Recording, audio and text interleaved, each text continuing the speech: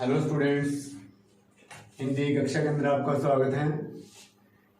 कक्षा 9वीं का जो हमारा साखियाँ और शब्द वाला जो ये अध्याय है वो चला हुआ है। कबीर जी द्वारा रचित साखियाँ और शब्द दोनों हमने करवा दिए हैं, पढ़ा दिए हैं। तो आइए कुछ इनके प्रश्न उत्तर और कबीर जी के बारे में थोड़ा बहुत जान लेते हैं। जैसे जो कबीर जी हैं उनकी जो जन्म और मृत्यु से रिलेटेड जो बातें हैं, जैसे उनका जन्म कहाँ पे हुआ, सन 1398 के अंदर। कहाँ पे हुआ? 1398 के अंदर हुआ। कहाँ पे? काशी में हुआ। कहाँ पर हुआ? काशी में जन्म हुआ उनका। और उनकी मृत्यु कब हुई? 1518 के आसपास हुई थी। लगभग लिख सकते हैं आप 1518 के आसपास। ठीक है।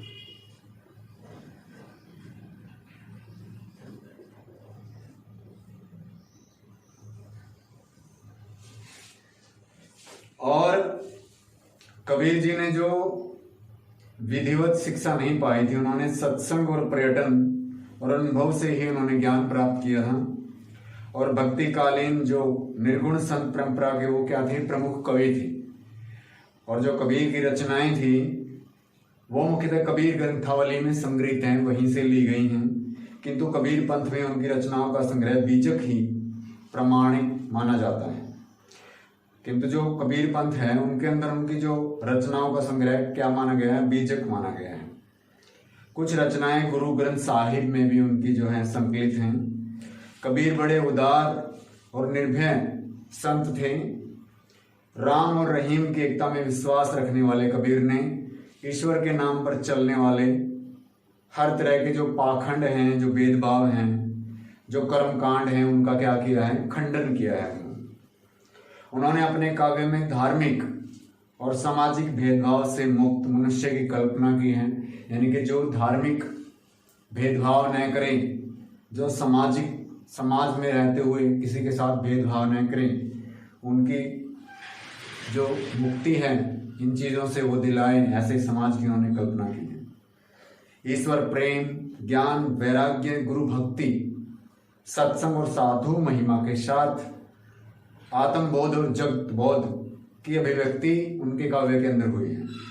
जन भाषा के निकट होने के कारण उनकी काव्य भाषा में दार्शनिक चिंतन के सरल ढंग से व्यक्त करने के गुण विद्यमान हैं। जो यहाँ पर बताया गया है कि कवि किस प्रकार जो बाह्य आडंबर हैं उनके विरोध में थे। उन्होंने अपनी संकलित साखियों के अंदर प्रेम का महत्व, जो संत के लक्षण हैं, और ज्ञान की जो महिमा है, और बाह्य आडंबरों का जो विरोध है, उनका उल्लेख किया है। और पहले शब्द में ही उन्होंने, जो पहला शब्द है ये, इसके अंदर उन्होंने क्या बताया है? जो बाह्य आडंबर हैं उनका विरोध करते हुए अपने भीतर ही ईश्वर को खोजने की जो भक्ति है उस पर जोर दिया है उन्होंने। और जो दूसरा शब्द है, ये वाला जो दूसरा शब्द है, इसके अंदर उन्होंने क्या बताया है? ज्ञान की आंधी के रूपक के सहारे ज्ञान के महत्व का उन्होंने वर्णन किया है। कि जब ज्ञान की आंधी से मतलब क्या है? कि जब मनुष्य को पूर्णतया ज्ञान हो जाता है इन चीजों के बारे में कि जो बाह्य आडंबर हैं उनसे प्रभु को प्राप्त नहीं किया जा सकता, सिर्फ ज्ञान ही एक ऐसा साधन है जिनके द्वारा उनकी प्राप्ति संभव है। अगर उनको पूर्ण ज्ञान हो जाए तो कोई बाह्य आडंबर उसके सामने नहीं टिक पाता। और कबीर जी कहते हैं कि ज्ञान की सहायता से ही मनुष्य अपनी दुर्बलताओं से क्या हो सकता है? मुक्त हो सकता है, आजाद हो सकता है। तो इस प्रकार उन्होंने साखियों के अंदर और शब्द के अंदर बहुत सी ऐसी जो धार्मिक और सांप्रदायिक सद्भाव संबंधी जो विचार हैं उन पर उन्होंने प्रकाश डाला है। और बहुत से जो वहां पर आडंबर दिखाए गए समाज के अंदर, उनकी उन्होंने क्या किया? वहां पर घोर उनका विरोध किया है। उनको जो कबीर थे वो कैसे कवि थे? निर्गुणी कवि थे। और उनकी जो बीजक रचना है उसके भी 3 भाग बताए गए हैं, शाखी, शब्द और रमैनी। तो उनके कुछ पार्ट यहाँ पे दिखाए गए हैं। पहले शाखियां दिखाई गई, अब शब्द दिखाए गए।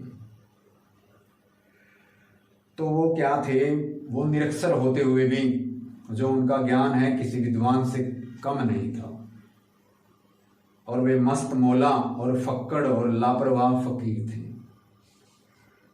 और उन्होंने अंधविश्वासों, रूढ़ियों, आडंबरों का कड़ा विरोध किया है उन्होंने इस चीज का, और मानव धर्म की स्थापना का महत्व देते हुए उन्होंने जाति पाति और वर्ग भेद को खत्म करने का या उस पर विरोध का उन्होंने बिल्कुल प्रचार किया है, विरोध के द्वारा उनको। और मुसलमान और हिंदू के अंदर उन्होंने एकता स्थापित करने की कोशिश की है। हर वक्त उनकी एकता के ऊपर जोर दिया है कि आप इस मुसलमान और हिंदू धर्म के चक्कर में न पड़ें, आप मानवता के बारे में सोचें कि भगवान ने आपको सिर्फ एक मानव के वेश में उतारा है, और आप मनुष्यता के धर्म का पालन करें, मानवता के धर्म का पालन करें, और किसी धर्म को आप न अपनाएं।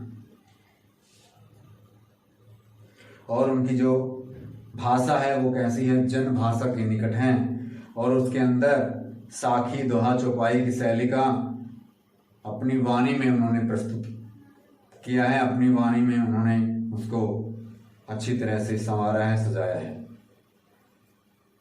और उसमें गति तत्व के गुण भी विद्यमान हैं। और उनकी भाषा में अवधी, ब्रज, खड़ी बोली, पूर्वी हिंदी, फारसी, अरबी, राजस्थानी, पंजाबी आदि के बहुत अधिक प्रभाव दिखाई देता है। और इनकी भाषा को क्या कहा गया है, खिचड़ी भाषा का रूप दिया गया है, उसको बताया गया है। और निश्चित रूप से कवि युग प्रवर्तक, क्रांतिकारी थे, युग परिवर्तन चाहते थे।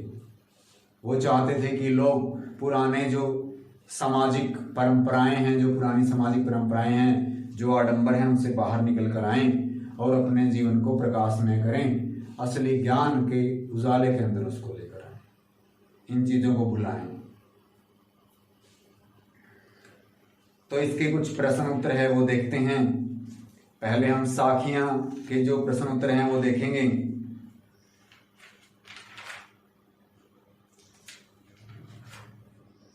आपकी जो बुक है, हेल्प बुक है, वो निकाल सकते हैं, और नोटबुक की भी आपको पीडीएफ डाली गई है। जिस बच्चे की नोटबुक कंप्लीट नहीं है वो पीडीएफ में से नोटबुक कंप्लीट कर सकता है, वहां पे डाली हुई है पीडीएफ। जिन बच्चों की नोटबुक कंप्लीट नहीं है वो छुट्टियों के अंदर अपनी नोटबुक जरूर कंप्लीट करें। मानसरोवर से क्या अभिप्राय है, जैसे आपको साखियां के अंदर हमने समझाया भी था कि मानसरोवर का अर्थ क्या है, जो हृदय भक्ति भावों से भरा हुआ है उसको ही मानसरोवर कहा गया है। कवि ने सच्चे प्रेमी की क्या कसौटी बताई है, प्रश्न नंबर 2 है हमारा। कवि ने सच्चे प्रेमी की कसौटी क्या बताई है कि जो सभी विषय वासनाएं हैं वो उनको समाप्त करने की क्षमता रखता है, और बुराई रूपी विष है जो उसको अमृत में बदल देने की क्षमता है उसके अंदर। तो आपने इनको अच्छी तरह से समझना है और अच्छी तरह से इनको पढ़ना है।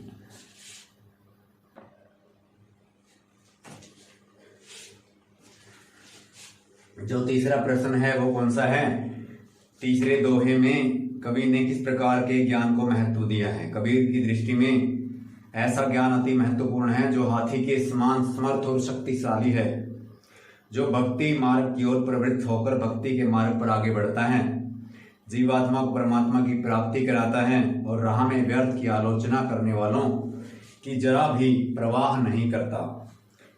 प्रश्न नंबर 4 है, सच्चा संत कौन कहलाता है, इस संसार में ही सच्चा संत कौन है। कबीर की दृष्टि में सच्चा संत वही है जो पक्ष विपक्ष के झगड़े में ना पड़े, सबको एक समान समझे, वे लड़ाई झगड़े से दूर रहकर ईश्वर की भक्ति में क्या रहे, लीन रहे, दुनियादारी के झगड़ों में कभी भी वो नहीं पड़ता। तो इस प्रकार क्या है, सच्चे संत के बारे में बताया गया है। अंतिम 2 दोहों के माध्यम से कबीर ने किस प्रकार की संकीर्णताओं की ओर संकेत किया है। जो अंतिम 2 दोहे हैं उसके अंदर क्या कहा है कि वह सच्चे मन से ऐसा नहीं करना चाहता, वह दूसरों के बहकावे में आकर आडंबरों के जंजाल को स्वीकार कर लेता है और धर्म के अलग अलग आधार बना लेता है, हिंदू काशी से, तो मुसलमान ब्रह्म से जुड़कर ब्रह्म को पाना चाहता है, वह ईश्वर को भिन्न भिन्न नामों से पुकारकर स्वयं को दूसरों से अलग कर लेता है। वह भूल जाता है कि ईश्वर एक है। जिस प्रकार मोटे आटे से मैदा बनता है, लोग उन दोनों को अलग अलग मानने लगते हैं, उसी प्रकार मनुष्य अलग अलग धर्म स्वीकार कर परमात्मा के स्वरूप को भिन्न भिन्न मानने लगता है। कि जो जैसे मैंने बताया था उसके अंदर आपको साखी के अंदर कि जो आटा है, मोटा आटा है, उसको ही महीन पीसकर बारीक पीसकर मैदा बनाया जाता है, दोनों ही खाने के काम आते हैं। तो इसी प्रकार वो कहता है कि छोटा बड़ा कोई नहीं होता, अच्छा बुरा भी कोई नहीं होता। इस प्रकार व्यक्ति अपने कर्मों से जाना जाता है, उसी के अनुसार फल प्राप्त करता है, समाज में अपना नाम बनाता है। किसी ऊंचे कुल में जन्म लेने से यदि बुरे कर्म करें तो वह ऊंचा नहीं कहलाता, यानी कि नीच कर्म करने वाला तो क्या कहलाता है, हमेशा नीच ही कहलाता है। अगर ऊंचे कर्म करता है तो मनुष्य वही ऊंचा कहलाता है, क्योंकि मनुष्य के कर्म ही उसको ऊंचा बनाते हैं, ऊंचा उसे कुल या वंश नहीं बनाता। किसी व्यक्ति की पहचान उसके कुल से होती है, कर्मों से। तर्क सहित उत्तर दिए, जैसे हमने बताया अभी कि किसी व्यक्ति की जो पहचान है वो उसके कर्म से होती है, ना कि उसके कुल से या वंश से, क्योंकि कर्म से ही मनुष्य महान बनता है। वंश में पैदा होने से वो महान, ऊंचे वंश में पैदा होने से वो महान नहीं बनता। जिस प्रकार सोने के कलश में यदि शराब भरी हो तो उसकी निंदा ही की जाती है, जैसे सज्जन लोग हैं जो उसकी कभी भी प्रशंसा नहीं करते। व्यक्ति अपने कर्मों से ही ऊंचा बनता है, यही तो इसके अंदर बताया गया है। अगला क्वेश्चन है प्रश्न नंबर 8। 7 में काव्य सौंदर्य स्पष्ट करना है, आप इसमें बता सकते हैं। प्रश्न नंबर 8 है, मनुष्य ईश्वर को कहां कहां ढूंढता फिरता है। मनुष्य ईश्वर को प्राप्त करने के लिए, जैसे हमने बताया था शब्द के अंदर, कि उसे मंदिर में ढूंढता है, मस्जिद में ढूंढता है, काबे में ढूंढता है और कैलाश में ढूंढता है। पर ईश्वर कहाँ है? हृदय में विद्यमान है। ना तो वो किसी क्रियाक्रम में है और ना ही किसी योग वैराग के अंदर वह विद्यमान है। प्रश्न नंबर 9 है, कबीर ने ईश्वर प्राप्ति के लिए किन प्रचलित विश्वासों का खंडन किया है। कबीर ने ईश्वर की प्राप्ति के लिए जो समाज के अंदर फैली हुई कुरीतियां हैं, बुरी रीतियां हैं या आडंबर हैं, उनका विरोध किया है। विभिन्न धर्मों को मानने वाले अपने अपने ढंग से धार्मिक स्थलों की पूजा करते हैं, अर्चना करते हैं। हिंदू मंदिरों में जाते हैं और मुसलमान कहाँ जाते हैं? मस्जिदों में। कोई भी ईश्वर प्राप्ति के लिए कुछ भी करता है, जैसे कोई भी क्रियाक्रम करता है या योग साधना करता है, तो कबीर जी मानते हैं कि ईश्वर हर प्राणी में बसता है, हर प्राणी के अंदर विद्यमान है। वो उसे बाहर ढूंढना क्या है? व्यर्थ है। प्रश्न नंबर 10 है आपका, कबीर ने ईश्वर को सब की श्वासों में क्यों कहा है कि सब श्वासों में ही विद्यमान है? ऐसा क्यों कहा है सब श्वासों की श्वास में? क्योंकि वो ईश्वर कहाँ है? हर प्राणी में, अंदर में ही है, उसके हृदय में ही है, और हम उसे बाहर ढूंढ रहे हैं। वह तो उनकी सांसों में ही विद्यमान है, और जब जीव की सांस चलती है तब तक वह जीवित रहता है, प्राणवान है। सभी प्राणियों में ईश्वर का ईश्वर विद्यमान है। इसलिए कबीर जी ने ईश्वर को सब श्वासों की श्वास में कहा है।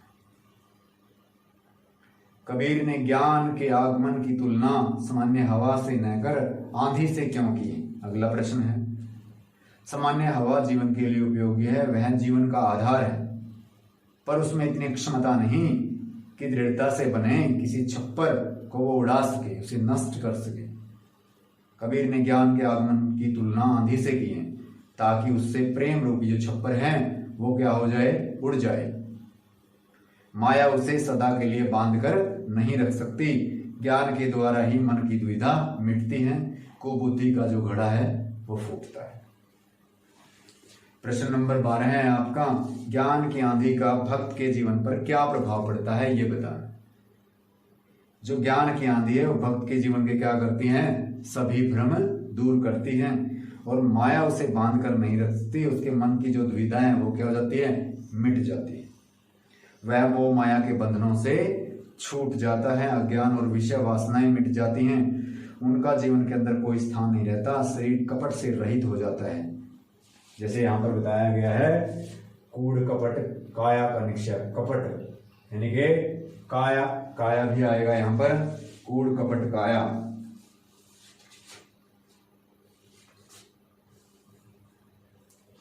कूड़ कपट काया का यानी कि जो काया है शरीर है,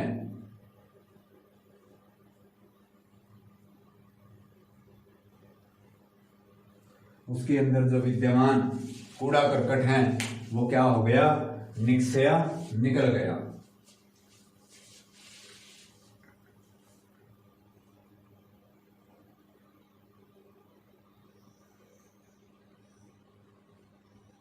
ईश्वर के प्रेम और अनुग्रह की वर्षा होने लगी, ज्ञान रूपी सूर्य के उदय हो जाने से अंधकार है जो अज्ञान का वो क्या हो गया, क्षीण हो गया, और परमात्मा की भक्ति से सब तरफ क्या फैल गया, उजाला फैल गया।